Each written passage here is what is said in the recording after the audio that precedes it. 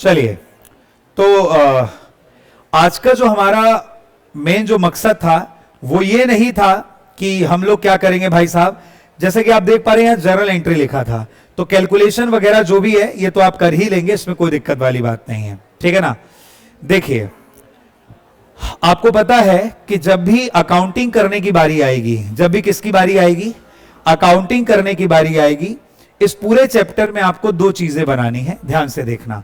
जब भी डेप्रीशिएशन की बात आएगी तो हर एक चैप्टर में आपको कितनी चीजें बनानी है बेटा, दो चीजें बनानी। आप यहां पर देख सकते हो, अगर आपको जर्नल बनाना है या कोई भी चीजें सॉल्व करनी है या कोई भी क्वेश्चन आपको आना है तो उसमें दो ही चीजें रहेंगी।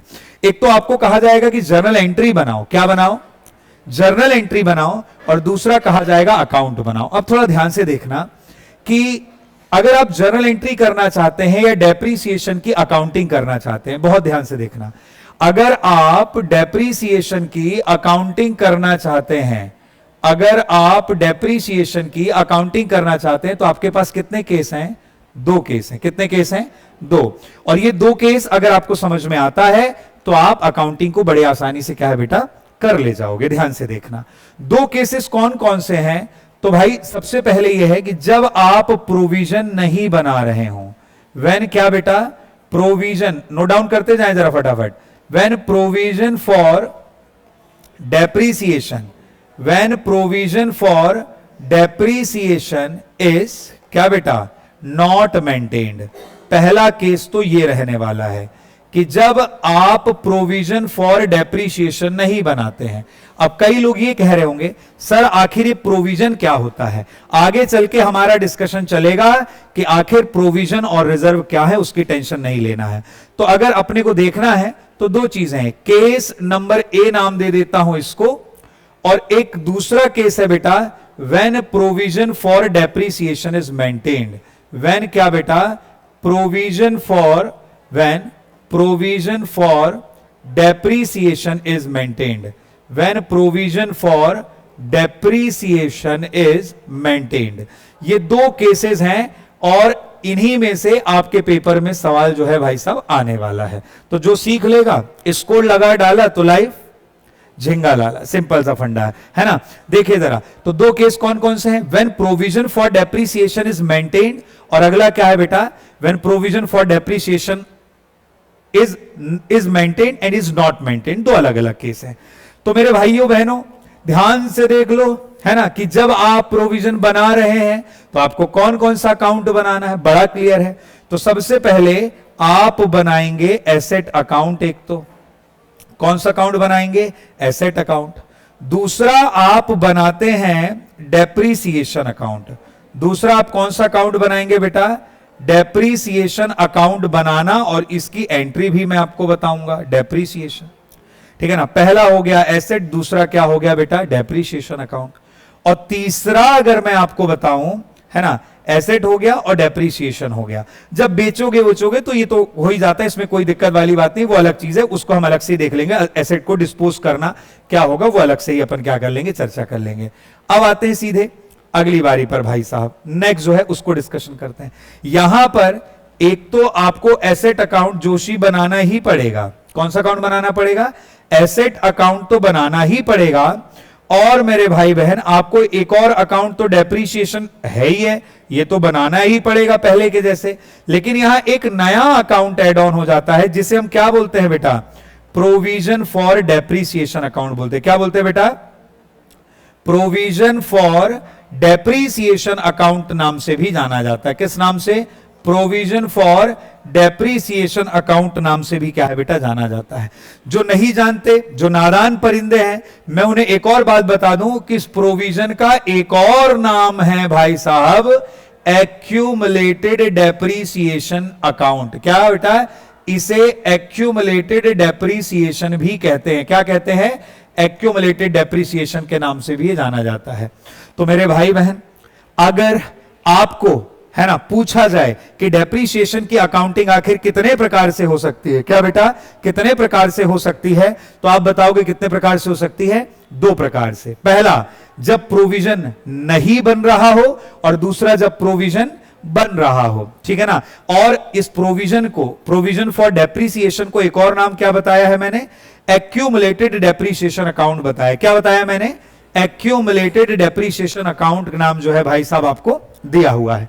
अब देखिए जरा, इसी पर्टिकुलर टॉपिक पर हमें एंट्रीज देखनी है, हमें अकाउंट बनाना सीखना है, और एक बार अगर सीख ले गए तो चीजें क्या हो जाएंगी भाई साहब, क्लियर हो जाएंगी। बेदी जी बात समझ में आ रही है क्या बोल रहा हूं मैं।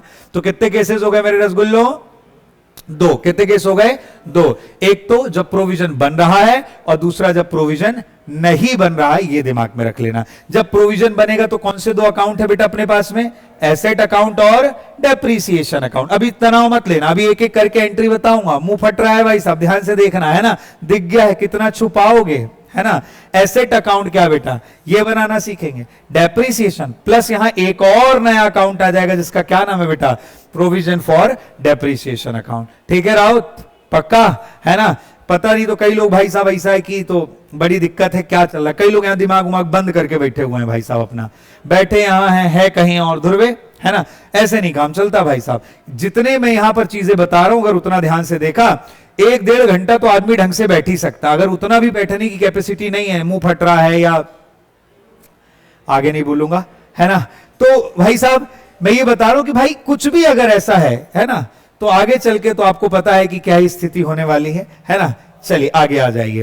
अब आपके दिमाग में एक बात आ रही होगी कि आखिर ये तब से मैं चिल्ला रहा हूं कि प्रोविजन क्या है, रिजर्व क्या है, बार बार नाम आ रहा है। तो मैं आपको दो चीजों के बारे में बता देता हूं जो आपके पेपर के लिए क्या है बेटा, बहुत ही महत्वपूर्ण है। इसको आपको क्या रखना, ध्यान रख लेना है ना। रंग बदलना चाहिए बीच बीच में, कई जगह पे हर रंग काम नहीं आता, बीच बीच में क्या बदलना चाहिए, हाँ, रंग बदलते रहना चाहिए भाई साहब, है ना। जैसे मैंने यहां कौन सा रंग बदल लिया है, लाल कलर का। यहां दो शब्द लिखे हुए हैं, एक का क्या नाम है बेटा, प्रोविजन, एक का क्या नाम है, प्रोविजन, और एक का क्या नाम है बेटा, रिजर्व। बहुत सिंपल भाषा में अगर मैं आपको बताऊं कि दोनों ही प्रॉफिट से ही निकाले जाते हैं भाई। एक तो बड़ी क्लियर बात है कि दोनों ही किससे निकाले जाते हैं, प्रॉफिट से। लेकिन मैं आपको बता देता हूं, प्रोविजन जो है ना वो प्रॉफिट एंड लॉस अकाउंट से निकाला जाता है, और ये चार्ज होता है। मतलब ये एक प्रकार की कंपलसरी वाली चीज है। कौन सी चीज है ये, कंपलसरी। लेकिन रिजर्व बनाना या नहीं बनाना आपकी इच्छा के ऊपर निर्भर करता है। इट मींस ये क्या हो गया बेटा आपका, एप्रोप्रिएशन। समझ में आ गया। दोनों ही प्रॉफिट से निकाल रहे हैं, लेकिन प्रोविजन क्या है बेटा, चार्ज है। प्रोविजन क्या है बेटा, चार्ज है। जबकि रिजर्व क्या है मेरे भाई बहन, एप्रोप्रिएशन है। ये क्या है बेटा, एप्रोप्रिएशन है। पहला डिफरेंस अगर आपने अपनी कॉपी पर लिखा आंसर में तो आपका काम हो जाएगा। दूसरा, ये किसी भी नॉन लायबिलिटी और एक्सपेंडिचर के लिए बनाया जाता। हमें पता है कि इन फ्यूचर में हमें यहां पर पैसा लग सकता है, या हमें क्या हो सकता है, लॉस हो सकता है। वहां पर क्या बनाया जाएगा भाई साहब, प्रोविजन बनाया जाता है। लेकिन हमें अननोन जो चीजें कि भविष्य में कुछ भी हो सकता है, उसके लिए क्या बनाया जाता है बेटा, रिजर्व बनाया जा सकता है। क्लियर कट बात है। जैसे फॉर एग्जांपल मैं आपको एक बहुत सीधा सिंपल से एग्जांपल देता हूं। आपके पापा ने आपकी फीस महीने की 10,000 रुपए क्या करके रख ली है, अलग करके रख ली अपने सैलरी से। This is provision.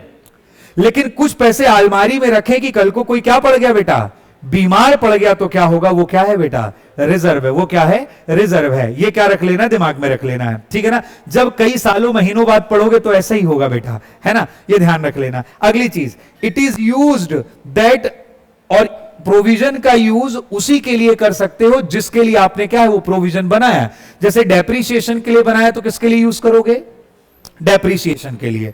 अगर आपने डेटर के लिए बनाया तो किसके लिए यूज करोगे, डेटर के लिए यूज करोगे। बड़ा सिंपल है। अगर डेटर के लिए बनाया तो debtor, provision for doubtful debtor, तो उसके लिए यूज करोगे। डेप्रीशिएशन के लिए बनाया तो डेप्रीशिएशन के लिए यूज करोगे। जिसके लिए बनाओगे उसी के लिए क्या करने वाले हो, यूज करोगे।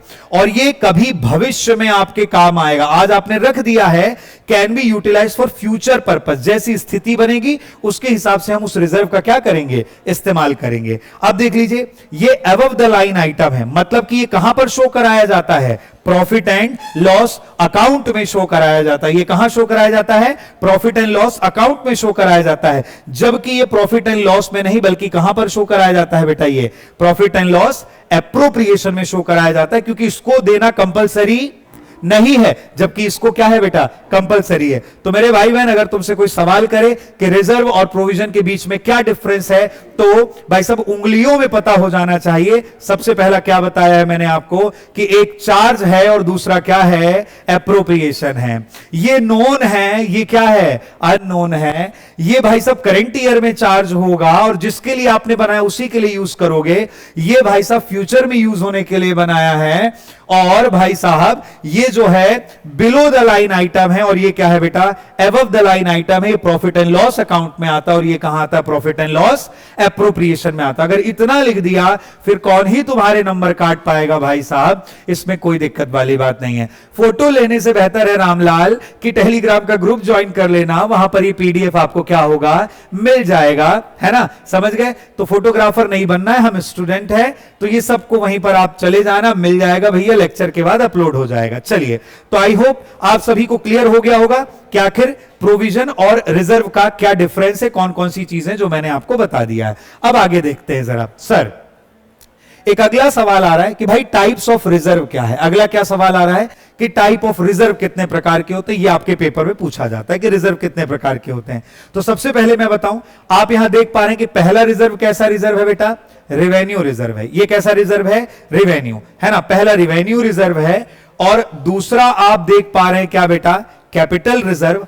और यहां एक तीसरा भी मैंने आपके लिए लिखा है, क्या नाम बेटा, सीक्रेट रिजर्व है। तो कौन कौन से रिजर्व दिख रहे हैं भाई साहब आपको, सबसे पहले कौन सा रिजर्व दिख रहा है, रेवेन्यू रिजर्व दिख रहा है। फिर कौन सा रिजर्व दिख रहा है, कैपिटल रिजर्व दिख रहा है। और फिर कौन सा दिखेगा, सीक्रेट रिजर्व दिखेगा। ये तीन प्रकार के रिजर्व आपके सिलेबस में मेंशन है और ये छोटे छोटे रूप में आपसे पूछे जा सकते हैं। जैसे ही मैंने कहा रेवेन्यू रिजर्व, हर एक बच्चे को जैसे ही मैं रेवेन्यू बोलूं ना, तुरंत उसके दिमाग में आना चाहिए, अगर वो कॉमर्स का स्टूडेंट है, कि रेवेन्यू का मतलब होता है जो डे टू डे हो। रेवेन्यू का मतलब क्या होता है, जो डे टू डे कोई भी चीज हो रही है, रेगुलर बेसिस पर अगर कोई चीज हो रही है, इट मींस कि वो किस नेचर का है मेरे भाई बहन, रेवेन्यू नेचर का। पूरे अकाउंटिंग में, है ना, कहीं पर भी अगर आप रेवेन्यू शब्द सुन रहे हैं, इसका ये मतलब है कि वो कैसा हो रहा है बेटा, वो डे टू डे के लिए हो रहा है, रेगुलर बेसिस पर हो रहा है, तो उसे क्या बोलेंगे, रेवेन्यू कहेंगे।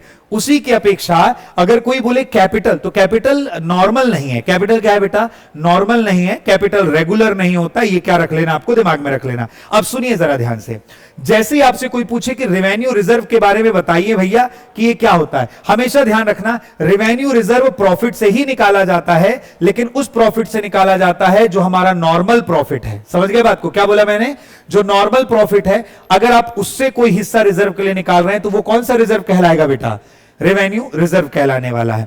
अगर आपके नॉर्मल प्रॉफिट एंड लॉस से अगर आप कोई रिजर्व निकाले हो तो उसे रेवेन्यू रिजर्व कहा जाता है। तो अगर कोई रेवेन्यू रिजर्व है तो वो हमेशा कहां लिखा जाता है बेटा, प्रॉफिट एंड लॉस अकाउंट में लिखा जाता है। अब रेवेन्यू रिजर्व दो प्रकार के हो सकते हैं। रेवेन्यू रिजर्व कितने प्रकार के हो सकते हैं, दो प्रकार के। जनरल रिजर्व, जिसका यूज आप किसी भी पर्पस के लिए कर सकते हो, कोई मनाही नहीं है। लेकिन एक क्या होता है बेटा, स्पेसिफिक रिजर्व। इसका यह मतलब होता है कि आपने इस रिजर्व को जिसके लिए बनाया है उसी पर्पस के लिए आप क्या करोगे, यूज करोगे।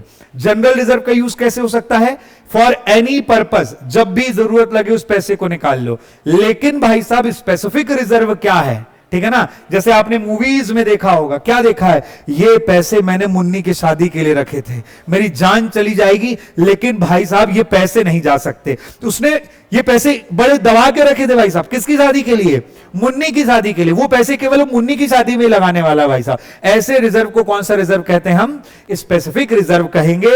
आप देख सकते हैं कि जैसे यहां पर कुछ मैंने एग्जांपल भी दे रखे हैं भाई साहब, आपके लिए एग्जांपल समझना जरूरी नहीं है, बस जितना मैंने बताया वो ध्यान रख लो कि रेवेन्यू का मतलब है भाई साहब, रेवेन्यू रिजर्व वो रिजर्व है जो आपके रेगुलर प्रॉफिट से निकाला जा रहा है। ये दो प्रकार का होता है, एक का नाम है जनरल रिजर्व और एक का क्या नाम है बेटा, स्पेसिफिक रिजर्व। जनरल रिजर्व का यूज मेरे प्यारों कहां से किया जा सकता है, किसी भी तरीके से आप कर सकते हैं, जबकि जो स्पेसिफिक रिजर्व है उसका यूज आपको उसी के लिए करना है जिसके लिए क्या किया गया भाई साहब, आपने बनाया है, जिसके लिए आपने वो रिजर्व तैयार किया है उसी के लिए आपको यूज करना है। इसीलिए बोला जाता है स्पेसिफिक पर्पस के लिए है। ये काहे के लिए बेटा, ये स्पेसिफिक पर्पस के लिए है जनरली, इसीलिए इसको स्पेसिफिक रिजर्व कहा गया है। ये क्या रख लेना है, दिमाग में रखना है। अब मैं आपसे अगली बात करता हूं, कैपिटल रिजर्व। क्या बेटा, कैपिटल रिजर्व। अब ध्यान से देखिए, ये जो कैपिटल रिजर्व होता है ना, ये हमारे बिजनेस के नॉर्मल प्रॉफिट से नहीं निकाला गया है ना। हमेशा ये हमेशा कैपिटल नेचर की चीजों से बना है, ये हमेशा कैपिटल नेचर की चीजों से बना है। इसका सोर्स क्या है, सोर्स मतलब ये कहां से आया, तो ये आता है कैपिटल नेचर की चीजों के, और जाता कहां है, तो लगेगा भी कहां पर बेटा, ये कैपिटल नेचर की चीजों पर ही लगता है। अब कईयों के दिमाग में आ रहा होगा, गुरु ये कैपिटल नेचर की चीजें क्या होती हैं। मेरे भाई बहन, आपने अपना एसेट, आपका एसेट किस नेचर की चीज है, कैपिटल। जो भी चीज आपके साथ में लॉन्ग टर्म के लिए चलने वाली, वो कौन सी चीज है, कैपिटल नेचर की चीज है। कौन से नेचर की चीज है, कैपिटल नेचर की चीज है। तो आप देखिए जरा ध्यान से कि कैपिटल रिजर्व जो होता है बेटा, वो हमेशा कैपिटल सरप्लस से बनाया जाता है, नॉर्मल प्रॉफिट से नहीं बनाया जाता। किससे बनाया जाता है, कैपिटल सरप्लस से बनाया जाता है। जैसे आपने आपका कोई पुरानी संपत्ति बेची, उसमें आपको क्या हो गया बेटा, प्रॉफिट। दिस प्रॉफिट, ये रेगुलर प्रॉफिट नहीं, ये कैसा प्रॉफिट है, कैपिटल प्रॉफिट है। ये कैसा प्रॉफिट है, कैपिटल प्रॉफिट है। इससे जो आप रिजर्व बनाते हो, तो वो कौन सा रिजर्व कहलाएगा, कैपिटल रिजर्व कहलाता है। ये क्या रख लेना, दिमाग में रख लेना। और मैंने आपको बताया ही हुआ है कि बहुत सारी चीजों से बनता है, और इसका यूज भी आप उसी लिए करते हो। देखिए, capital reserve are created out of the following item. आपने बेचा, profit on sale of revaluation of क्या बेटा, फिक्स्ड एसेट। जो भी आपको प्रॉफिट वगैरह हो रहा है उसकी मदद से। अगली चीज क्या है बेटा, प्रीमियम। प्रीमियम ऑन क्या बेटा, इशू ऑफ शेयर एंड क्या बेटा, डिवेंचर, है ना। सर डिवेंचर वगैरह क्या होते हैं मेरे भाई, एक बात का ध्यान रखना कि डिवेंचर वगैरह वाली जो चीजें हैं ये आपको 12th में है, लेकिन आप ये समझ लो कि शेयर और डिवेंचर वगैरह ये सब जब कंपनी पब्लिक से क्या ले रही है, पैसे ले रही है, उसको उससे रिलेटेड है ये जनरली। तो ये हो सकता है अभी समझ में ना आए, लेकिन ये 12th में आता है। ये चैप्टर कहां आ जाएगा बेटा, 12th में। लेकिन अभी अपनी इज्जत बचाने के हिसाब से तो आदमी क्या रख सकता है, याद ही रख सकता है कि भाई इन इन चीजों से अपना क्या बना है, कैपिटल रिजर्व। तो क्या कैपिटल रिजर्व को आप जनरल पर्पस के लिए यूज कर सकते हो बेटा। इसको, ये बना भी कैपिटल नेचर की चीजों से, और इसका यूज भी आप जनरली काहे के लिए करते हो, कैपिटल नेचर की चीजों के लिए करते हो। Now the last but not the least, secret. नाम से ही समझ में आ रहा है कि क्या है बेटा, सीक्रेट आइटम है। ये वो रिजर्व है जिसे आप बैलेंस शीट में क्या कर रहे हो, शो ही नहीं करवा रहे हो। देखिए ध्यान से, मजेदार चीज क्या है बेटा, ये जो आप देख रहे हो फाइनली, ये रिजर्व भी कहां आएगा, बैलेंस शीट में आएगा। क्रेडिट बैलेंस होता है, ये रिजर्व भी कहां आएगा, बैलेंस शीट के क्रेडिट में आएगा, लायबिलिटी में ही आएगा। बैलेंस शीट में कोई डेबिट क्रेडिट नहीं होता, बट कोई भी चीज जो लायबिलिटी तरफ आ रही है उसका कौन सा बैलेंस होता है, क्रेडिट ही होता है। कोई भी चीज अगर बैलेंस शीट में एसेट तरफ आती है तो उसका कौन सा बैलेंस होता है, डेबिट बैलेंस होता है। ये हमको पता है। तो कोई तुमसे अगर भूल के भी पूछ ले, 12 बजे रात को भी उठा ले कि बताओ अगर कोई भी रिजर्व बिजनेस में है तो उसका कौन सा बैलेंस होगा, तो बताओ लाल कौन सा बैलेंस होगा मेरे भाई, क्रेडिट। कौन सा बैलेंस होने वाला है, क्रेडिट बैलेंस होगा। और एक और बात मैं आपको बता देता हूं, क्रेडिट बैलेंस तो होगा, और ये किस तरफ में शो कराया जाएगा बेटा, बैलेंस शीट के किस तरफ में शो कराया जाएगा बेटा, लायबिलिटी तरफ में। बैलेंस शीट की किस तरफ शो कराया जाएगा, लायबिलिटी तरफ में। क्या मेरी बात याद है बेटा सबको, कि एक तो बैलेंस शीट के लायबिलिटी में होगा, दूसरा ये रिजर्व कोई भी उसका बैलेंस हमेशा क्या होता है बेटा, क्रेडिट ही होता है। इतना याद रखना, ऑब्जेक्टिव एमसीक्यू में आपके पेपर में पूछा जाएगा, और फिर भाई साहब नहीं बनता तो बड़ी दिक्कत हो जाएगी। तो ये ध्यान रखना है, आई होप इसमें कोई दिक्कत नहीं रहने वाली है। आइए अब मैं आपको कुछ जर्नल एंट्रीज बताने वाला हूं। ये जर्नल एंट्रीज आप मेरे साथ में लिखिए, और आज जर्नल एंट्रीज अगर आप सीख जाते हैं जितना भी है, तो अगले दिन इसके अगला पार्ट जब आएगा तो बहुत सारी चीजें आपको उस पर भी क्या हो जाएंगी, क्लियर हो जाएंगी। चलिए लिखिए जरा, केस ए। कौन सा केस चल रहा है बेटा, ये केस ए चल रहा है ना। when provision for depreciation is not maintained। हम सबसे पहले यही वाला केस देख रहे हैं कि जब प्रोविजन फॉर डेप्रीशिएशन क्या है बेटा, नहीं बनाया जा रहा है। जब प्रोविजन फॉर डेप्रीशिएशन क्या है बेटा, नहीं बनाया जा रहा है, तब आप क्या एंट्री करोगे, ध्यान से देखिए, ठीक है ना। आपको तो सब याद हो रहा होगा, नहीं लिख रहे हो तो कैसे याद कर पाओगे। अच्छा लिख रहे हो, लिखो, बहुत बढ़िया भैया। चलिए देखिए, तो सब जानते हैं कि जर्नल का फॉर्मेट है डेट, अगला क्या है भाई साहब, पर्टिकुलर आ जाता है, फिर क्या है मेरे भाई बहन, लेजर फोलियो है, फिर क्या आ जाता है, डेबिट और क्या बेटा, क्रेडिट अमाउंट का कॉलम है ये। जर्नल का जो नॉर्मल फॉर्मेट है आज तक बनाते आए हैं वही फॉर्मेट यहां आपको क्या है बेटा नजर आ रहा है। कोई नई चीज नहीं है कि भाई कोई महान चीज बता रहे मास्टर, है ना, बहुत ही छोटी चीज है ये। चलिए आइए सबसे पहली एंट्री मैं आपको करके दिखा देता हूं और आप सब बड़े प्रेम से इन एंट्रीज को रट ले, दिमाग में सेट कर ले, जिससे आपका जीवन आगे का क्या हो जाए मेरे भाई, सरल हो जाए, सहज हो जाए, ये दिमाग में रख लेना। चलिए तो सबसे पहली एंट्री क्या करेंगे बेटा, आप जानते हैं कोई भी अगर एसेट खरीद रहा है तो एसेट अकाउंट क्या कर देना बेटा आपको, डेबिट। कोई भी अगर एसेट खरीदा गया है तो एसेट अकाउंट क्या कर देना आपको, डेबिट। अगर आपने नगद में खरीदा है तो कौन सा अकाउंट लिख देना, बैंक। और अगर उधार में खरीदा है तो उस बंदे का नाम लिख देना जिससे आपने क्या खरीदा है बेटा, उधार में खरीदा है। तो पहली एंट्री क्या होगी बेटा, परचेज ऑफ एसेट की एंट्री है ये। पहली जो आप एंट्री देख रहे हो ये एसेट को खरीदने की है। अगर आपने मशीन खरीदा है तो क्या लिख दोगे बेटा, एसेट की जगह पे मशीन लिख दोगे। मशीन खरीदा है तो क्या लिख देना, मशीन लिख देना। फर्नीचर खरीदा है तो क्या लिख देना, फर्नीचर लिख देना। जो खरीदा है वो लिख देना। कोई पूछे पहली एंट्री क्या होगी, तो asset account debit to bank अगर नगद में खरीदा है, और अगर उधार में खरीदा है तो क्या लिख देना, वेंडर। मतलब उस बंदे का नाम आ जाएगा जिससे आपने चीजें काहे में खरीदी बेटा, उधार में खरीदी है। अब आ जाइए बेटा दूसरी एंट्री पर, मैं आपसे क्या कर रहा हूं, डिस्कशन कर रहा हूं दूसरी एंट्री पर। अब आप डेप्रीसिएशन लगाएंगे at the end of the year, है ना। अगली एंट्री काहे की होगी बेटा, डेप्रीसिएशन लगाने की एंट्री होगी। तो आप क्या करेंगे, डेप्रीसिएशन अकाउंट क्या कर देना है बेटा, debit. Depreciation account debit to क्या कर देना बेटा, एसेट। क्योंकि एसेट की वैल्यू देखिए कितना बढ़िया है, जब एसेट की वैल्यू बढ़ती है तो आप क्या करते हो, डेबिट करते हो। जब एसेट की वैल्यू बढ़ती है तो क्या करते हो आप, डेबिट। लेकिन जब डेप्रीसिएशन लगा है तो आप उसकी वैल्यू को क्या कर रहे हो, कम कर रहे हो। तो जो पहले डेबिट था वो अब क्या हो चुका है बेटा, क्रेडिट। और क्योंकि डेप्रीसिएशन आपके लिए क्या है मेरे भाई बहन, लॉस है। डेप्रीसिएशन आपके लिए क्या है, लॉस है, इसीलिए हमने इसको क्या किया, डेबिट। याद करो, debit all expenses and losses, credit all income and gain. Increase in the value of asset is debited and decrease in the value of asset is क्या बेटा, क्रेडिटेड। दो एंट्री हो गई बेटा। दो के बाद में एक तीसरी एंट्री भी लिख लीजिए, नोट डाउन कर लीजिए, है ना। एक तीसरी एंट्री लिख लीजिए बेटा, वो जो डेप्रीसिएशन लगाया है ना उसको ट्रांसफर करना होगा प्रॉफिट एंड क्या बेटा, लॉस में। तो आप एंट्री करेंगे profit and loss account debit, और नीचे तरफ में क्या कर देना बेटा, हाँ भैया, हाँ बिल्कुल, अभी पीछे कर देंगे ना, कोई दिक्कत नहीं है। देखिए मैंने क्या बोला, तीन एंट्रीज का खेल है बेटा ये पूरा की पूरा। पहली entry asset account debit to bank या वेंडर खरीदने की। दूसरी एंट्री क्या बेटा, डेप्रीसिएशन चार्ज करने की साल के आखिरी में। डेप्रीसिएशन साल के शुरू में लगता है कि आखिरी में लगता है बेटा, हमेशा ध्यान रखना, डेप्रीसिएशन कहां लगता है बेटा, डेप्रीसिएशन कहां लगता है, आखिरी में, at the end of the year, है ना। कोई नमूना बेवकूफ बालक क्या ना कर दे भाई साहब कि डेप्रीसिएशन को पहले साल के शुरू होते ही पेल दिए हैं भाई साहब, ये सब काम नहीं होना। हाँ कैश में भी खरीदे तो भी बैंक के लिखेंगे, फिर क्यों लिखोगे जब खुद ही आंसर दे रहे हो कि कैश में खरीदे हैं। कैश में खरीदे हो तो कैश लिखोगे।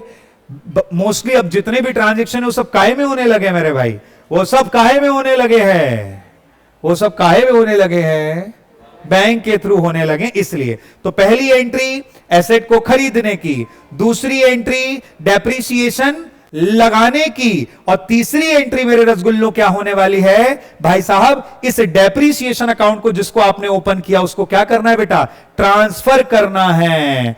किसको ट्रांसफर कर रहे हैं, तो ट्रांसफर ऑफ क्या बेटा, डेप्रीसिएशन, किसमें, into profit and loss account, into क्या बेटा, प्रॉफिट एंड लॉस अकाउंट। ठीक है ना, ये दिमाग में रख लेना है। ये आपका तीसरे नंबर का जो केस है, मुझे लगता है इसमें कोई भी दिक्कत होने वाली नहीं है। पहले केस में सर केवल 3 एंट्री है क्या, जी हां, पहले केस में केवल कितनी एंट्री है, 3 एंट्री है मेरे प्यारों। इस बात का क्या रखना है, ध्यान रखना है। कौन कौन सी एंट्रीज हैं, तो मैंने आपको बता ही दिया है कि भैया सबसे पहले एसेट अकाउंट डेबिट टू क्या कर देना, वेंडर कर देना अगर उधार में खरीदा है, और अगर नगद में खरीदा तो एसेट अकाउंट डेबिट टू क्या कर देना, बैंक कर देना। दूसरा, अगर आप डेप्रीसिएशन लगा रहे साल के आखिरी में तो एंट्री हो जाएगी डेप्रीसिएशन अकाउंट डेबिट टू क्या हो जाएगा बेटा, एसेट का नाम आ जाएगा, फिर उस डेप्रीशिएशन को खत्म करना है तो क्या एंट्री हो जाएगी बेटा, profit and loss account debit to क्या बेटा, डेप्रीशिएशन। मजा आ गया है ना, ये क्या रखना है, याद रखना है, और अगर ये याद रखोगे तो भाई साहब आगे हमारी जो कार्यक्रम है वो सही साट रहेगा। सर ये तो आपने पहला केस बता दिया, अब मैं आपके साथ में चल रहा हूं केस बी की एंट्रीज के लिए, और फिर कल इनके क्वेश्चंस होंगे, अकाउंट बना बना के भाई साहब 2-4 दिन में खत्म कर देंगे इस पर्टिकुलर क्या बेटा टॉपिक को। आइए केस बी कौन सा था बताओ जरा, केस बी कौन सा था, व्हेन, व्हेन प्रोविजन फॉर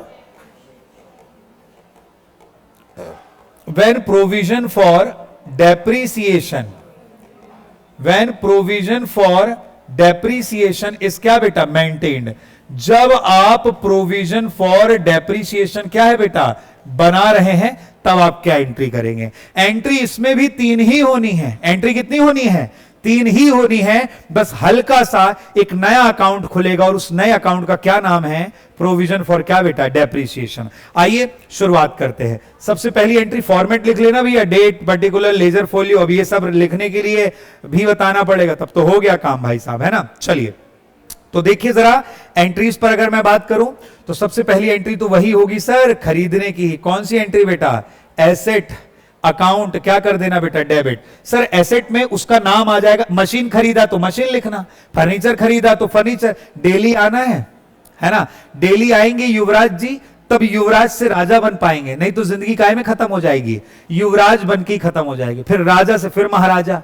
आपका तो अभी प्रमोशन ऐसी होगा ना शायद, पहले युवराज बनोगे फिर राजा फिर महाराजा, नहीं तो पता लगा युवराज से केवल युवा रह गए, जो बचा कुचा राज है वो भी क्या हो गया बेटा, खत्म हो गया। ऐसा नहीं होना चाहिए। एसेट अकाउंट क्या बेटा, डेबिट कर लो। और सर अगर नगद में खरीदा है मतलब बैंक से पेमेंट किया तो बैंक लिख दो, उधार में खरीदा है तो रामलाल से खरीदा है तो रामलाल लिख दो, और अगर श्यामलाल से खरीदा है तो श्यामलाल लिख दो। कौन सी दिक्कत वाली बात है। चलिए पहले के बाद बात कर रहे हैं किसका बेटा, दूसरे नंबर पर। पहले के बाद किस पर बात कर रहे हैं, दूसरे नंबर पर मैं आपसे क्या कर रहा हूं, डिस्कशन कर रहा हूं। सर अब तो खेला होगा, क्या लगा रहे हैं बेटा बताओ, डेप्रीसिएशन। लेकिन इस बार थोड़ी सी चीजों का ध्यान रखना है।